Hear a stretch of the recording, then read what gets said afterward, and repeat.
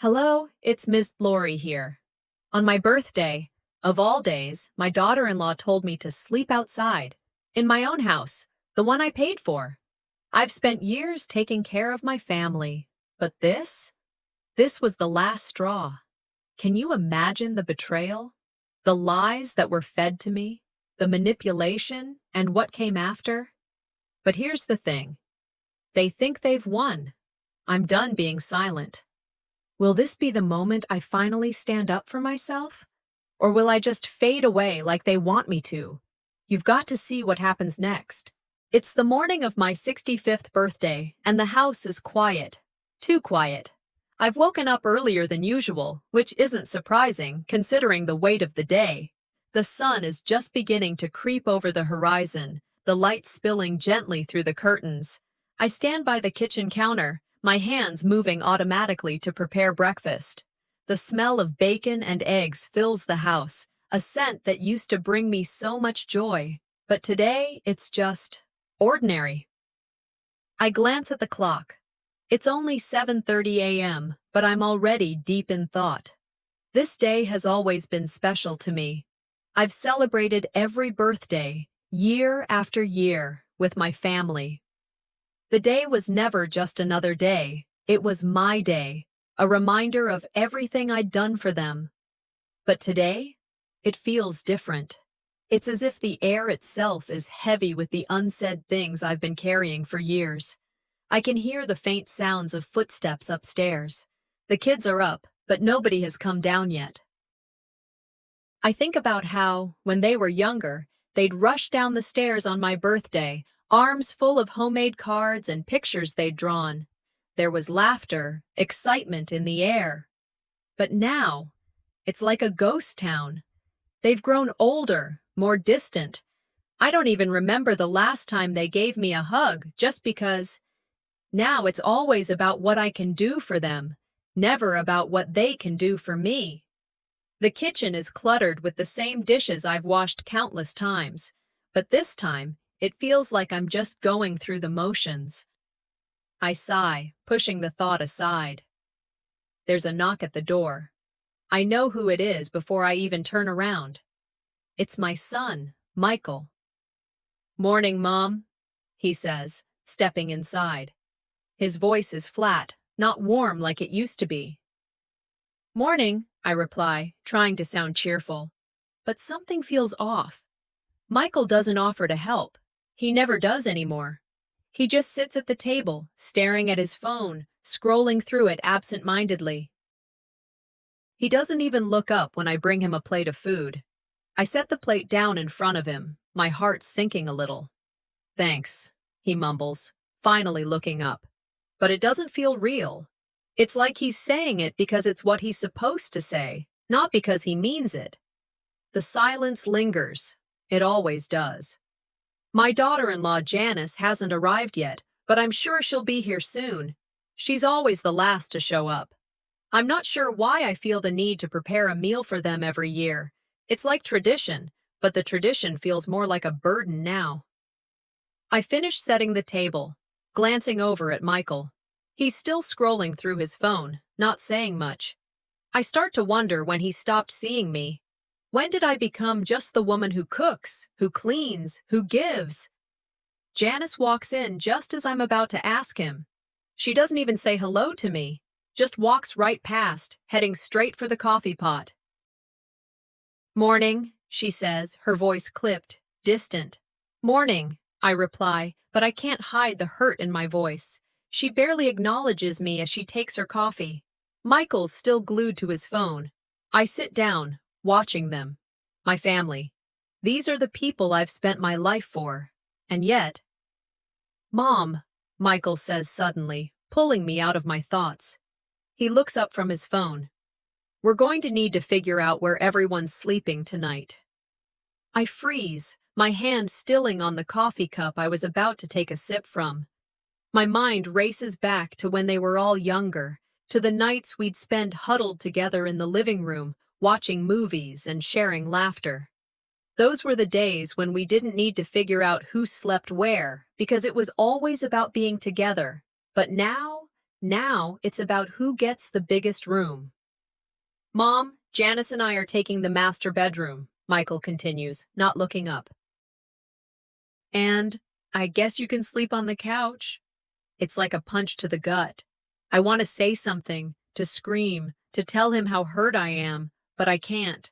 Instead, I swallow the pain, the rage that burns inside me, and I remain silent. I stare at the floor, pretending I didn't hear him, pretending it doesn't matter, but it does. It matters more than anything else right now. I choose not to say anything. What good would it do? Nothing ever changes. I've learned that the hard way. I've learned to just take it, to keep going, even when it feels like the world is crumbling around me. But that's when something inside me shifts. I feel a familiar heat, something stronger than the quiet sadness I've been carrying for years. It's not anger, it's something else. Something I can't ignore anymore. The realization hits me like a freight train. I've been silent for too long. I've taken their disrespect, their indifference, for too long. And that stops today. This birthday, it's going to change everything, I whisper to myself.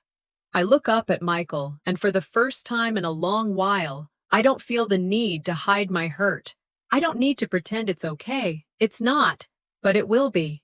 The day drags on, with the tension in the house as thick as the air outside. The early morning discomfort has now settled into something heavier. It's late morning now, and the house feels like it's filled with a quiet storm. No one speaks much, and when they do, it's in flat, shallow tones. I can't help but notice the difference in how my family treats me now, compared to how they did years ago. I'm standing by the window, gazing out into the front yard. The sun is higher in the sky now, and the world outside looks so peaceful, so unbothered.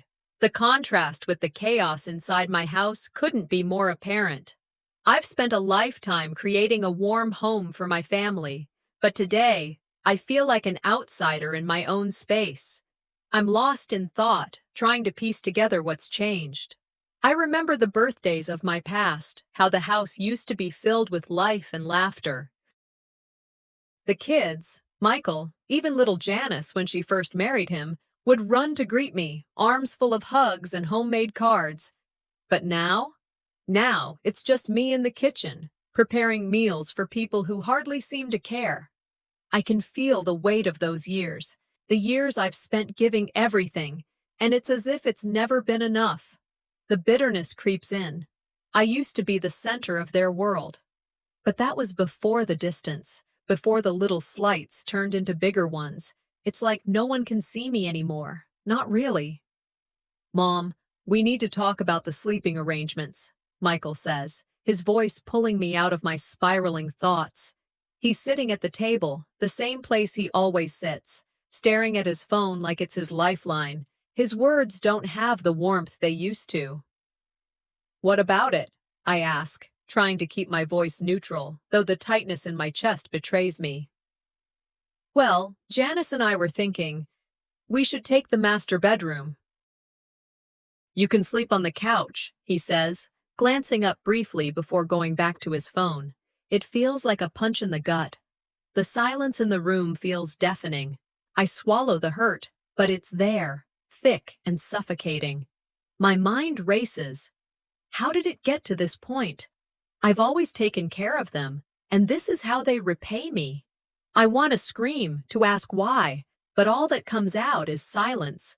The silence stretches between us, heavy and uncomfortable. I force myself to breathe, but the anger is there, simmering beneath the surface. How many more times am I going to let them walk all over me? I'm tired of being invisible, tired of being the one who gives without ever getting anything in return. But it's not just the physical space they're taking from me, it's the emotional space too. I've given everything for this family, and in return, I get a spot on the couch. I stand there for a long moment, not knowing what to say. Michael doesn't seem to notice. He's too busy with his phone. Janice, of course, doesn't say a word. She never does. I feel something shift inside me. It's small, but it's there. Maybe it's the weight of the years, maybe it's the sharp sting of their indifference, but something in me snaps. I've been quiet for too long. I've kept my feelings to myself for years, but not anymore. As I stand there, looking at them both, something inside me clicks. I can't keep letting them treat me like this. Not anymore. I don't say anything. I can't, because I'm still too angry, too hurt to trust myself to speak without breaking. But inside, I know. I know this birthday will be different. I've been silent long enough. For the first time in a long time, I don't just sit back and take it. I'm done. I don't know how yet, but I'll make them see me. I'll make them feel what I feel. I'm not sleeping on the couch, I finally say, my voice calm but firm. Michael looks up at me, confusion in his eyes. What? I'm not sleeping on the couch, I repeat. The words feel strange on my tongue, but they also feel right. He doesn't say anything. He just looks at me like he's waiting for me to change my mind, but I don't. I won't. For years, I've let them walk all over me. I've let them forget who I am, but not anymore. The evening settled in quickly, casting long shadows across the kitchen. I stood by the sink, washing dishes, but my mind was elsewhere. It had been hours since the exchange with Michael, the empty space on the couch mocking me as the room buzzed with distant conversation. I didn't need to hear them. Janice and Michael, so wrapped up in their own world, lost in their phones as if I wasn't even there. It's not that I hadn't expected it, but the betrayal hit deeper than I thought it would. I rinsed the plate in my hand and set it down on the drying rack, the sound of water splashing almost drowning out the growing knot in my stomach. How did it get this bad? I thought back on the days when I had pride in what I did for my family. Those birthdays when I'd spend hours cooking their favorite dishes, the kids running in to show me their homemade cards, their hugs so full of love. Now, all I had was cold shoulders and distant words. I wiped my hands dry, walking out of the kitchen and into the living room. The house seemed too quiet, like I was the only one here, despite the living, breathing bodies scattered around. Michael, sitting in his usual spot, didn't even notice me enter. Janice was on her phone, the screen lighting up her face like it was the most important thing in the world. I wasn't going to let this go. I couldn't. A memory from my youth came crashing into my thoughts. My mother. She'd been the same, always giving, always doing. I watched her, how she endured, always quietly suffering while the rest of the family came and went, doing their own thing. I had sworn I wouldn't follow her path. I thought I'd changed things for my family. But looking at Michael and Janice, I was beginning to see the same pattern, the same coldness, the same disregard. It was like a fire had been lit inside me. The hurt was sharp, but so was the anger. I wasn't my mother. I wasn't going to sit quietly anymore. I looked over at Michael, his face illuminated by the glow of his phone. I knew what he would say if I confronted him. He'd make excuses. He'd defend Janice. He'd shrug it all off. And that made the anger burn hotter. I turned to walk out back, needing some air, needing space from the suffocating silence in that house. I stepped out onto the porch, the cool evening air hitting my face, but it didn't ease the heat inside me. No, this wasn't just about the couch. This wasn't about where I slept for the night. This was about my whole life, the years I had spent pouring myself into them, only to be met with this indifference. I stood on the porch for a moment, trying to calm my racing thoughts, but no matter how much I tried, the bitterness wouldn't go away. My family had become strangers to me, and it hurt more than I was willing to admit. I remembered a moment from years ago. I'd sat on this very porch, watching my children run around, laughing, full of life. They used to love me. They used to need me. Now they barely even look at me. And that thought, that realization, was what pushed me to the edge. I walked back inside, my steps firm. It was time. I found Janice sitting on the couch, her legs stretched out in front of her as if she owned the place. Michael was still glued to his phone, oblivious to everything around him. I cleared my throat, but Janice didn't even look up. She barely even acknowledged me. I stood there for a second, biting my tongue. The words were right there, but I held back. If I let them out now, they might be too much.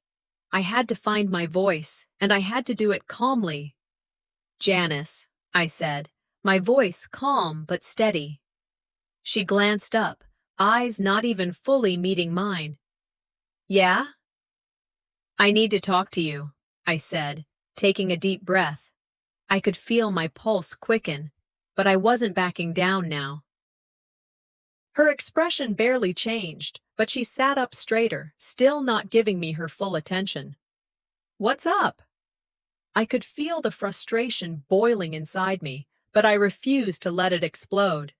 "I'm tired of being treated like I don't matter, like I don't have a voice in this family." Janice scoffed, a small laugh escaping her lips. "Come on, Mom. Don't make a big deal out of it." That was it. The dismissiveness, the lack of respect. It was the same thing I had been dealing with for years, but it was different now. Something inside me shifted. I wasn't going to stand by and take it anymore. "Don't make a big deal?" I echoed, my voice growing steadier, more resolute. "You've been making a big deal out of me for years, Janice. You don't respect me. You don't care. You've been taking from me my time, my love, my patience. And for what? So you can brush me off like I'm some inconvenience?" She blinked, surprised by my words, but her face quickly hardened. "I didn't ask for this. You've always been so controlling. You need to let us live our own lives." I stared at her, my heart pounding in my chest. It felt like a slap in the face, but this time I didn't back down. "You're right about one thing," I said, my voice thick with anger. "I've let you control me for far too long, but not anymore." For the first time in years, I felt a sense of clarity wash over me. I wasn't going to sit by while my family tore me apart. I wasn't going to be the one they walked all over. Not anymore. As I walked out of the living room, I could feel the weight of the moment settle on my shoulders. This was it. There was no turning back. I was done being the quiet one. I was done being the one who never spoke up. And if it meant losing them, then so be it. But I wasn't going to let them take my dignity. I stood at the kitchen counter, my fingers trembling as I reached for the phone. I knew what I had to do. It was time. I dialed the number, hearing the dial tone as it rang. It was time to take control of my own life. The late afternoon sun cast a heavy light across the living room, the air thick with unspoken words. I stood by the window, staring out at the backyard where I had spent countless hours watching my children grow. It seemed so different now. The joy of family gatherings had long faded, replaced by a tense silence that was almost suffocating. I wasn't sure what I expected, but I knew one thing for sure. Things couldn't go on like this. The past few years had been hard enough, but today, after everything that happened with Janice, I couldn't keep quiet anymore. The pain of being overlooked, of being treated like I didn't matter, had built up to a breaking point. It was time. The thought of confronting Michael, my son, sent a shiver through me. He had always been my pride and joy, but now, seeing how he defended his wife, how he ignored me, made my heart ache in ways I hadn't known were possible. Was this really the child I had raised? Was this the man who once looked up to me, who once relied on me for everything? I couldn't stay silent. I wouldn't. I took a deep breath, steadying myself before turning to face Michael. He was sitting on the couch, his eyes glued to his phone as if I didn't even exist. It was the same thing as always. I walked toward him, my steps firm but measured. When I spoke, my voice was calm but full of conviction. "Michael," I began, my words sharp but controlled. "We need to talk." He glanced up briefly, then returned to his phone, clearly uninterested. "What's up, Mom?" I felt the heat of my anger rising, but I held it back. "I've had enough of this. The way you've treated me, the way you've allowed Janice to treat me, it's not right. I've spent my whole life giving to this family, and for what? To be ignored and belittled?" He finally looked at me, his expression unreadable. "I don't know what you're talking about, Mom. You're making this bigger than it is." I felt my chest tighten. The dismissiveness in his voice, the way he brushed off my pain, was too much. "You think I'm making it up? You think I'm overreacting?" My voice trembled with a mix of anger and hurt, but I stood my ground. "You've been so busy defending your wife, you've forgotten who raised you. You've forgotten that I'm your mother." Michael shifted uncomfortably, looking away. "You're always so dramatic, Mom. Janice is she's just trying to make things work around here. I'm stuck in the middle." "Stuck in the middle?" I repeated, disbelief coloring my tone. "You've chosen her side, Michael. You've made it clear time and time again. And I'm tired of pretending like it doesn't hurt. You can't even see it, can you? How much I've given up for you, for this family." He didn't say anything. His silence spoke volumes. I could see the guilt flash across his face, but he quickly masked it with a shrug. "It's not that simple, Mom." I stood there, letting his words hang in the air. The years of silence, the years of holding back, had led to this moment. I had finally broken the dam, but deep down, I knew it wasn't enough. I wasn't done. Not yet. I turned on my heel and walked toward the back door, stepping out into the cool evening air. I needed to think. I needed to breathe. I couldn't stay in that house, not with all the tension that was suffocating me. The backyard was quiet, the fading sunlight casting long shadows. I felt the weight of the years I had spent here, raising my children, loving them, giving them everything I had. And now, it felt like I was nothing more than a stranger in my own home.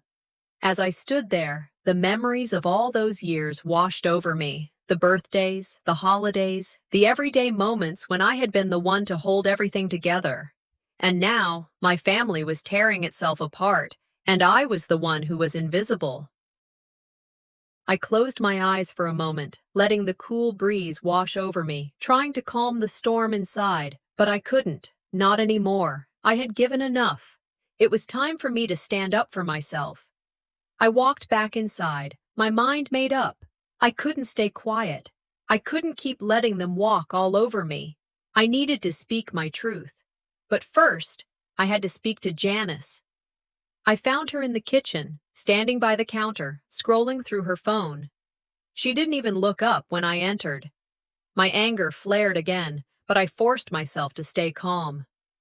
"Janice," I said, my voice steady but full of resolve. She looked up at me, her eyes narrowing. "What now?" "You and I need to talk." She scoffed, clearly unimpressed.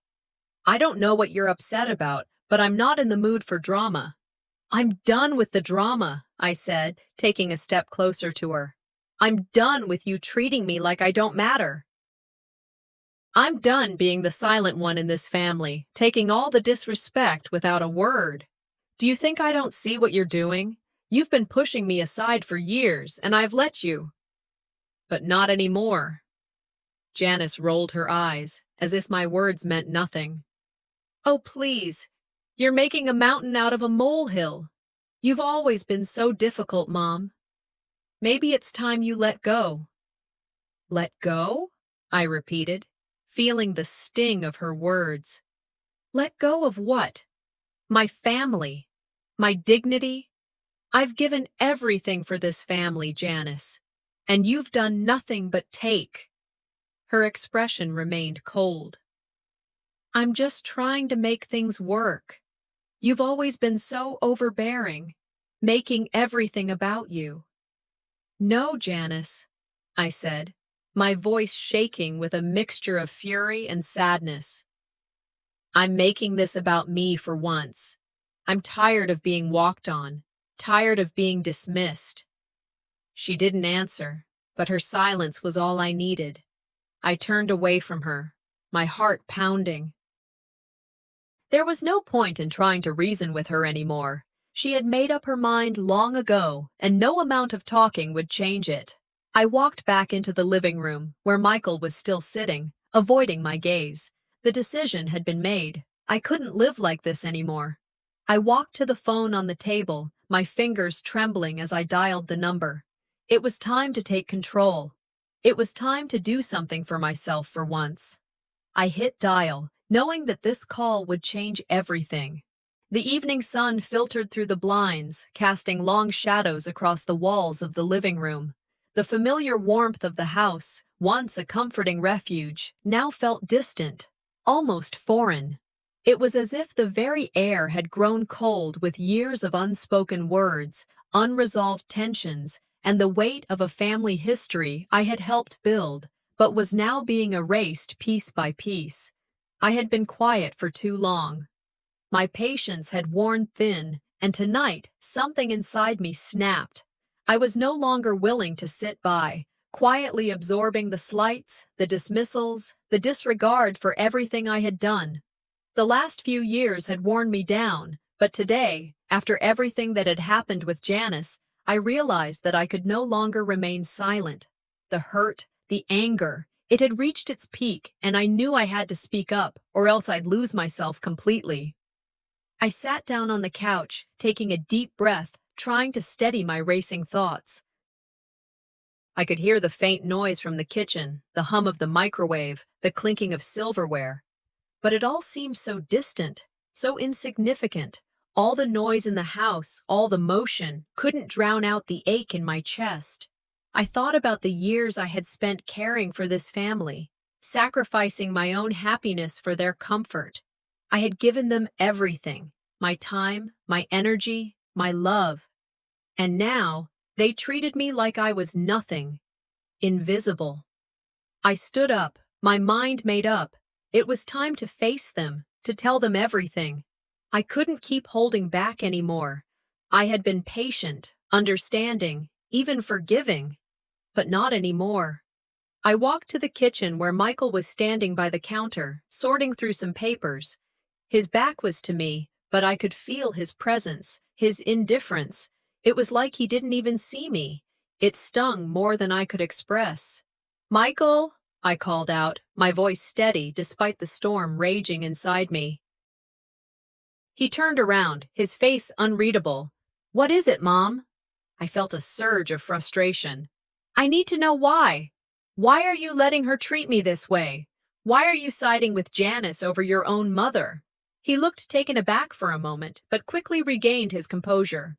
"Mom, it's not like that. You're making it out to be something it's not." "No," I said, my voice firm. "It is like that. You've been defending her, putting her needs over mine for years now, and I've had enough."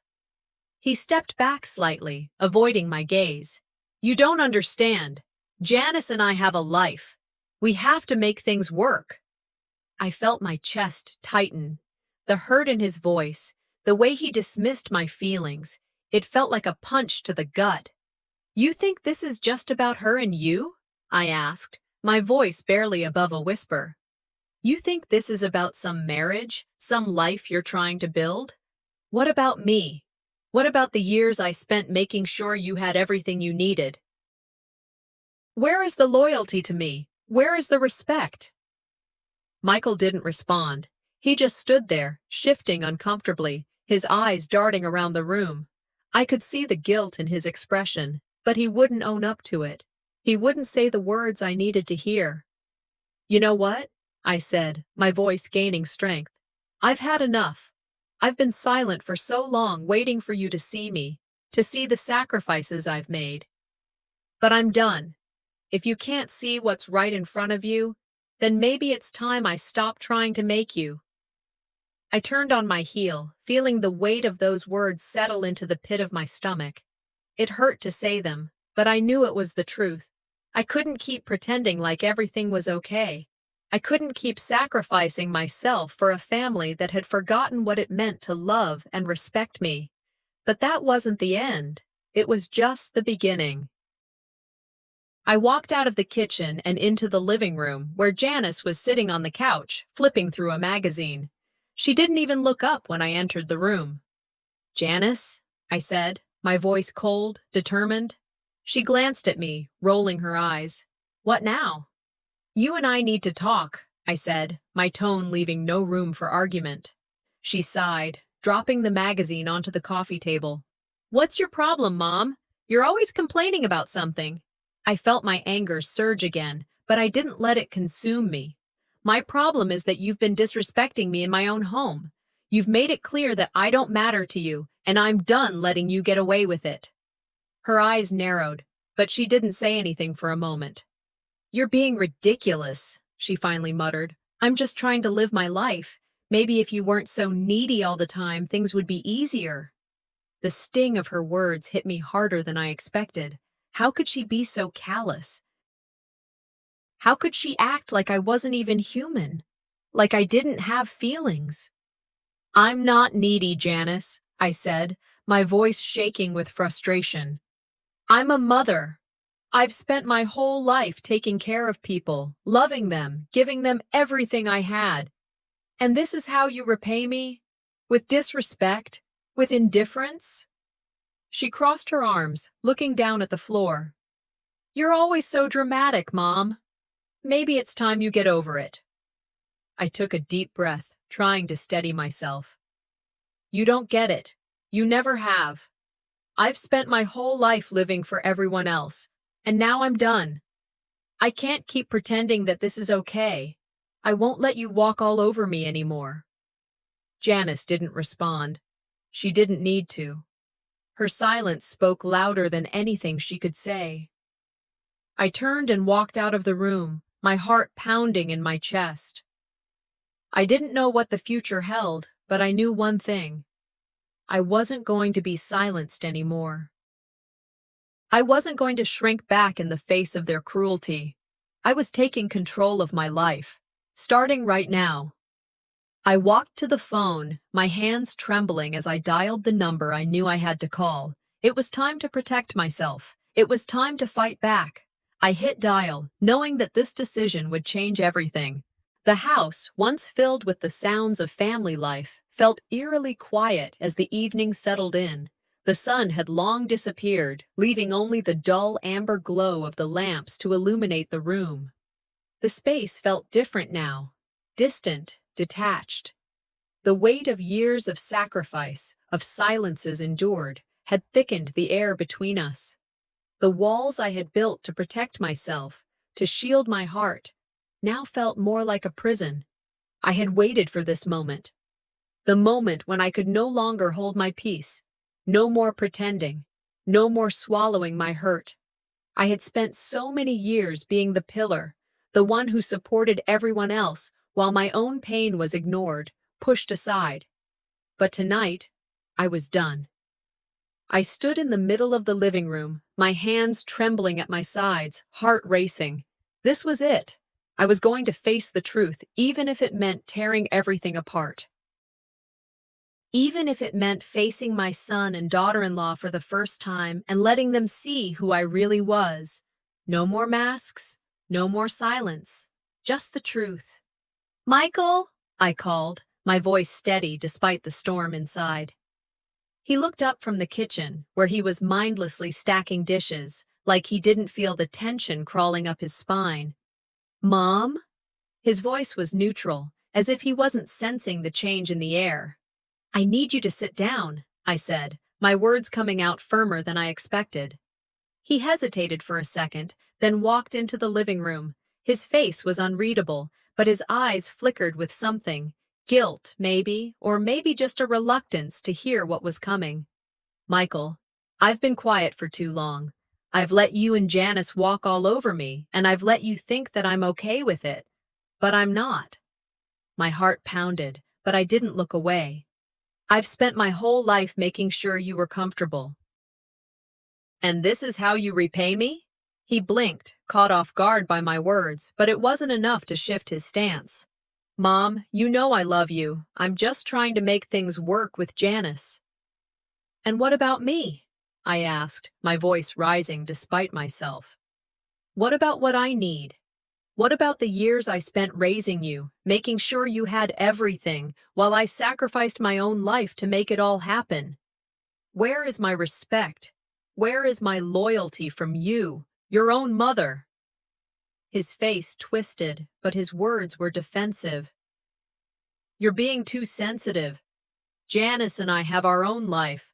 I can't just drop everything for you every time you ask. A cold wave of anger washed over me. You don't get it, do you? I've spent my life supporting you, loving you, giving you everything I had. And now, when I ask for something, you brush me off, you defend her, you defend Janice, and you don't even see what you're doing to me. You don't even care. Michael crossed his arms, a defensive posture, as if he was trying to block me out. I don't know what you want from me, Mom. I can't fix everything. I'm doing the best I can. I shook my head slowly. I don't need you to fix anything. I just need you to see me, to acknowledge me. But you're too busy hiding behind her to see what's right in front of you. His silence spoke volumes. There was nothing left to say. I felt the last remnants of hope I had for him crumble in my chest. Fine, I said quietly, my voice steady despite the hurt. If that's how it's going to be, then I'm done. I'm done trying to make you see me. I'm done being invisible in my own family.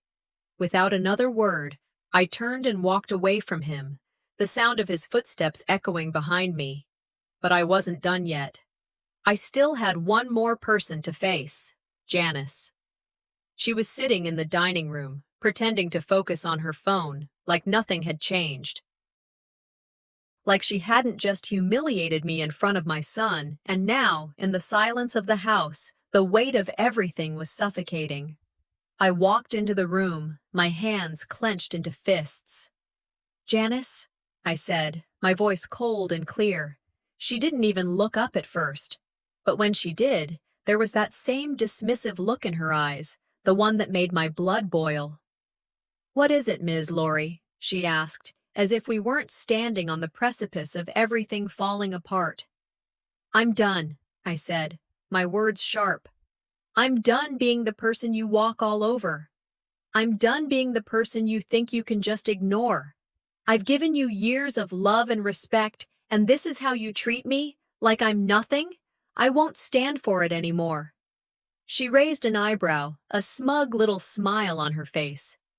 You're making a big deal out of nothing. That was it. I could feel the anger rise up, hot and fierce. A big deal? You've been nothing but a thorn in my side since you walked into this family. That you've disrespected me, humiliated me, and treated me like I'm invisible. But you know what? I'm done. I'm not going to keep fighting for your respect. You'll never give it to me. So I'm taking what's mine, starting now. Her eyes narrowed, and for a moment I thought she might say something else. But she didn't. She just stood there, her cold indifference washing over me like a tide. I turned away from her, my body trembling, but my heart resolute. The wall that had crumbled was the one I had built around my own heart, and it had finally fallen away.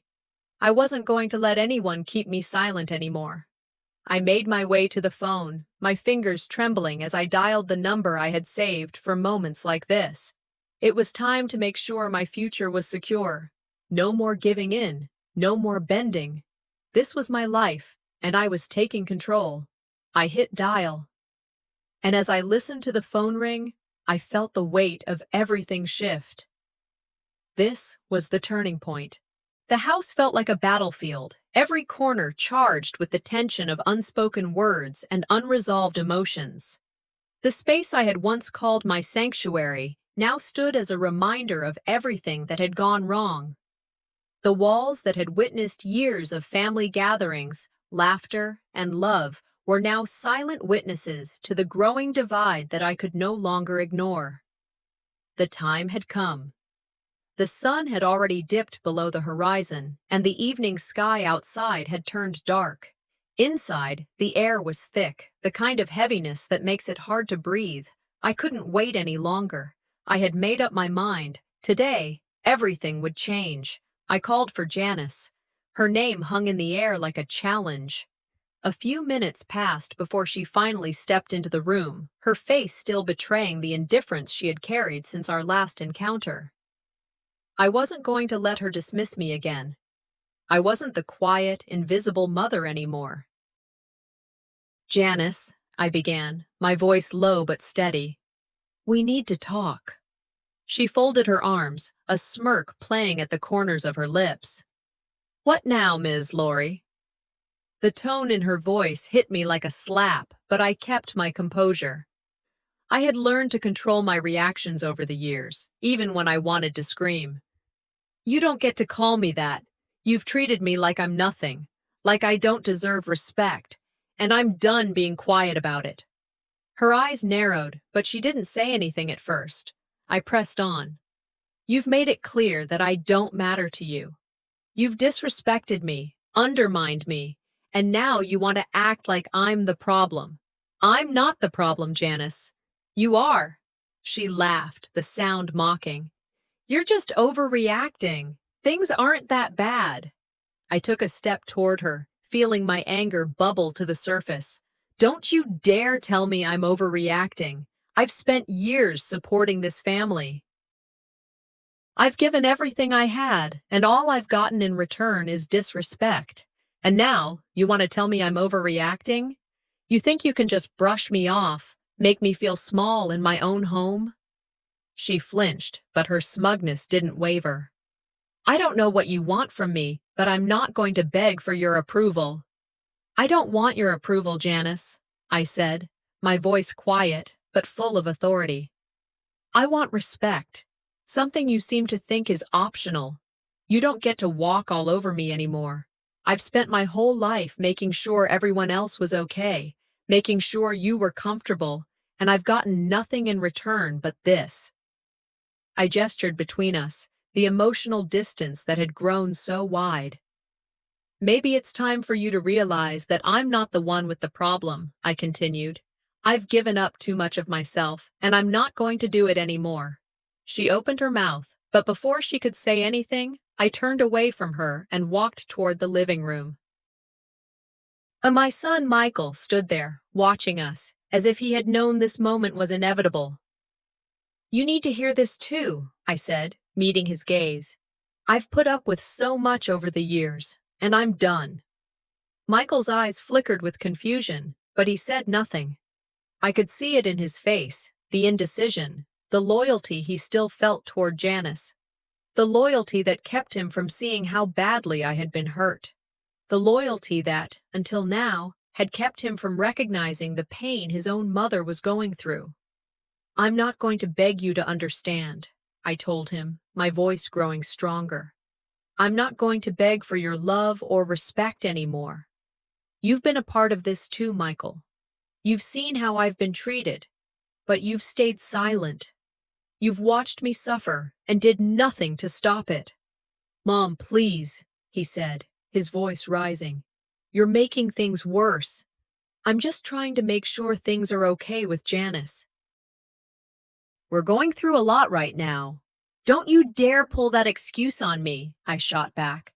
"I've spent my whole life sacrificing, and now you're telling me that I'm the one making things worse?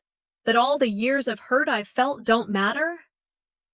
I saw the shift in his eyes then. The guilt, the realization that I wasn't just upset over a few small things.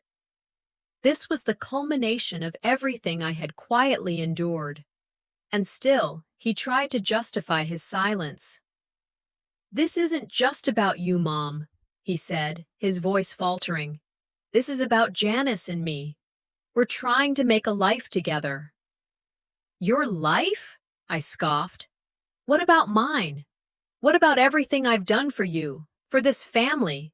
You think I'm just supposed to sit back and watch as you both walk all over me? There was silence for a moment. Michael opened his mouth to say something, but I cut him off. No, I said, holding up my hand. I'm done. I'm done being quiet. I'm done letting you think this is okay. If you want to walk through life pretending that I don't matter, then I'm not going to be a part of it anymore. I reached into my pocket and pulled out my phone, staring at it for a moment before dialing the number that had been in my contacts for months now, the number I had hesitated to call, but the one I knew I needed. I'm done, I repeated, speaking into the phone.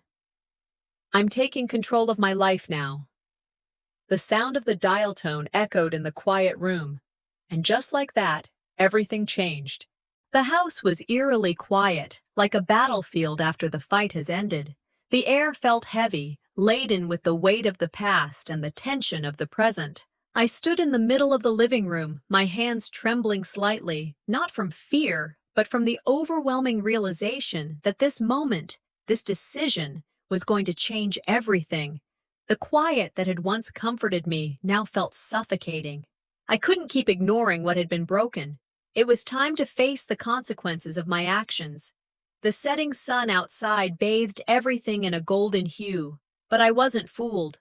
The fading light was a reminder that the past was slipping away, and with it, everything I had held on to. As the shadows crept in, I knew that the final choice had come. It was no longer about trying to fix what was beyond repair. It was about taking control, about standing alone if that's what it took. I sank into the chair, my thoughts racing. For years, I had tried to keep the peace, to hold everything together, all while swallowing my own hurt. I had let it slide too many times. Now, sitting there, I saw clearly what had to be done. The pain was too deep, the wounds too fresh. This wasn't a simple family squabble. It was the culmination of years of disrespect, of silence, of being ignored and undermined. I had fought for everyone, but never fought for myself. A memory hit me, one from long ago when I had allowed myself to be overlooked, even by my own mother. I had stayed silent then too, hoping things would get better, but they didn't. The silence had only made things worse, and here I was, at the same crossroads. The difference now was that I wasn't willing to let history repeat itself. I stood up, the decision solidifying in my chest. It was time for a reckoning. I didn't know what the future would hold, but I knew I couldn't keep waiting for someone to offer me the respect I deserved. If I had to stand alone, then that's what I would do. As I was lost in my thoughts, I heard the door open. Michael walked in, followed by Janice. They both had that apologetic look in their eyes, like they thought they could just walk in and fix everything with a few words. I could see it in their faces, hope mixed with desperation. "Mom," Michael began, his voice tentative, "we need to talk." I didn't say anything at first. I just stared at them. There was nothing they could say that would undo the years of hurt. Nothing they could say that would make me forget how small they had made me feel. "Laurie," Janice added, her voice softer than usual. "We're sorry. We've been through a lot, and I know things haven't been easy, but we're trying. We really are." I could feel the anger rising in me, but I held it in. I had been angry for so long, but it was no longer just about anger. It was about me, about reclaiming my power, about saying enough was enough. "You're sorry?" I said, my voice low but firm. "You've said that before, over and over. But your words are empty. I've heard them all, and they don't mean anything anymore." Michael looked at me, his eyes searching for understanding, but all I could see was the same boy who had failed to see me. The boy I raised, who couldn't even recognize the weight of my sacrifices. "No, you listen," I snapped, stepping closer to him. "You've been choosing her over me for years. You've been defending her, and all I've done is stand by, thinking that one day you'd see me. But you haven't, and now I see the truth. The truth is, I'm not the problem. You are. Janice flinched, but I didn't care. I wasn't afraid of losing their approval anymore. You think you can just waltz in here and apologize and everything will be fine? I've spent my life making sure everyone else was okay. I've given everything I had. And for what? To be ignored. To be pushed aside? I paused, letting the words sink in. I'm done with it. This time, there's no going back. Their faces shifted, trying to find a way to salvage the situation, but I could see it now. It was too late. The damage had been done, and no apology would ever make it right. You've been treating me like I'm invisible. You've been taking from me for years, and I let you. But not anymore, I said, my voice steady with conviction. I've been planning. I've already secured my future. This house, everything I've worked for, it's mine. And if you think I'm going to keep letting you walk all over me, you're wrong. Michael's face went pale, and Janice's eyes widened in shock. They were speechless, trying to process what I was saying. This is the last time, I continued. If you want me in your life, things have to change.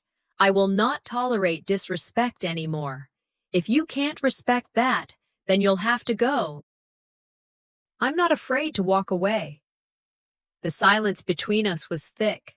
I could see their confusion, their disbelief. They thought they could still fix things, but they didn't understand. The power had shifted, and I was no longer the person they could manipulate. I stepped back, feeling a weight lifting from my chest. For the first time in years, I wasn't trying to hold everything together. I had drawn a line, and I wasn't crossing it. Her voice cracked as she spoke again. Laurie, please, we need you. But I didn't respond. There was nothing left to say. As they left the room, my son hesitated. He reached out, his hand almost touching mine, but I pulled back. I couldn't let him back in. Not now. Not until he saw me, really saw me. I can't do this anymore, I whispered, barely able to get the words out. Not unless you respect my boundaries. You can't have me or my heart if you don't. And just like that, the door closed. And for the first time in my life, I didn't feel like I had to chase after it. The house had never felt so still. A month had passed since the confrontation that tore through the fabric of everything I once knew. I stood by the window, watching the fading light of the day. The sun was sinking low, casting its last golden rays across the yard, and for a moment, everything felt quiet, too quiet. The silence wasn't the kind I feared anymore. It was the kind that meant peace was finally within reach. I had spent so many years trying to patch up the cracks in my family, doing everything I could to keep them whole. But now, those cracks were too deep to fix, and the damage they caused had left its mark. Standing here today, I realized I no longer needed them to feel complete. I had built something far more valuable, my own peace. There were times, especially in the beginning, when I had doubted myself, when I wondered if I was making the right decision. But as the days passed, the clarity I had been searching for settled deep in my bones. I wasn't just walking away from a broken family. I was walking into my own life, the one I had put on hold for too long. I had spent years giving my all, sacrificing parts of myself, always hoping for a return on that investment. But the truth was clear. The investment wasn't worth it anymore. I thought about my mother. She had stood in a similar place, fighting battles she could never fully win, sacrificing herself for the sake of others, always giving, never asking for anything in return. And I had followed in her footsteps for so long, trying to be the rock for everyone around me. But today, I finally realized I was the one who needed to be strong for myself. The strength was always there, I just hadn't seen it. A soft knock on the door interrupted my thoughts. I knew who it was before I even heard the voice. Mom? Michael called from the other side. His voice was tentative, as if he wasn't sure if I'd even let him in. I took a deep breath and opened the door. His face was softer now, regret visible in his eyes. Janice stood behind him, her expression more guarded than usual. I didn't need to hear their words to know what they wanted. They were back, hoping to smooth things over, to ask for forgiveness, to fix what was beyond repair. But I wasn't the same woman who had let them walk all over me. I had learned, in the hardest way possible, that forgiveness meant nothing without true change. And that was what they still didn't understand. "We need to talk," Michael began, his voice quiet but earnest. "We've had time to think. We know we've made mistakes, and we want to fix things." I looked at him, my heart heavy. I had heard these words before. They were nothing more than empty promises, a cycle I'd been caught in for far too long. But this time, I wasn't going to let them manipulate me again. "I don't need your apologies anymore," I said, my voice steady, though the pain of the past was still fresh. "What I need is for you to show me that you understand. Words don't fix anything. Actions do." Janice opened her mouth to say something, but I stopped her with a look. "No," I continued. "You've both taken from me for years. You've treated me like I'm invisible, and I've let it happen because I thought that was my role, to be the good mother, the good grandmother, the one who always forgives. But not anymore. I'm not your emotional crutch. I'm not here for you to walk all over me." The silence that followed was thick, filled with the weight of everything I had just said. Michael looked like he wanted to speak, but there was nothing left for me to say. My decision was made, and there was no going back.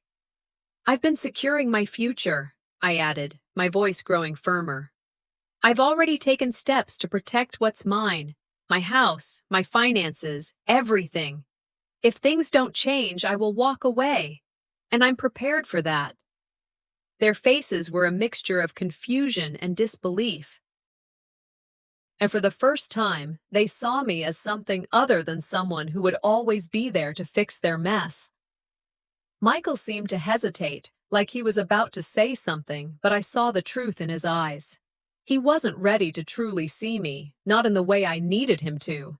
Janice, on the other hand, looked as if she had been caught off guard, but I wasn't looking for her approval anymore. I didn't need their validation. I had already validated myself. "Is this how you want things to end?" Michael finally asked, his voice strained. "No," I said, my heart aching with every word. "But you've made it clear that this is how it has to be. You've chosen your path, and I've chosen mine. If you want a relationship with me, you'll have to prove it, not with words, but with actions." I walked past them, feeling the weight of my decisions settle on my shoulders. As I moved toward the door, I knew that leaving them behind wasn't about cutting them off. It was about cutting ties with the part of myself that had been willing to sacrifice everything for the sake of others. That part of me was gone now. I was done hiding. As the door closed behind them, I felt a strange sense of peace. It wasn't a peace that came from resolution. It was a peace that came from knowing I had finally done what I needed to do for myself. The phone rang, interrupting the quiet. I hesitated before picking it up. "Laurie?" The voice on the other end was familiar, but it took me a second to place it. "It's Sarah. I know it's been a long time, but I've been thinking about you. There's an opportunity I think you'd be perfect for. I'd like to talk to you about it." The offer was unexpected, but it was the spark I needed. A new beginning, one that I had never allowed myself to imagine before. I was ready to take a chance on myself. The phone call ended, but the hope lingered. There was something waiting for me outside of the pain, outside of the history I had carried for so long. It was time for me to step into the future I deserved. And just as I thought I had reached my breaking point, I realized I wasn't broken at all. I was free.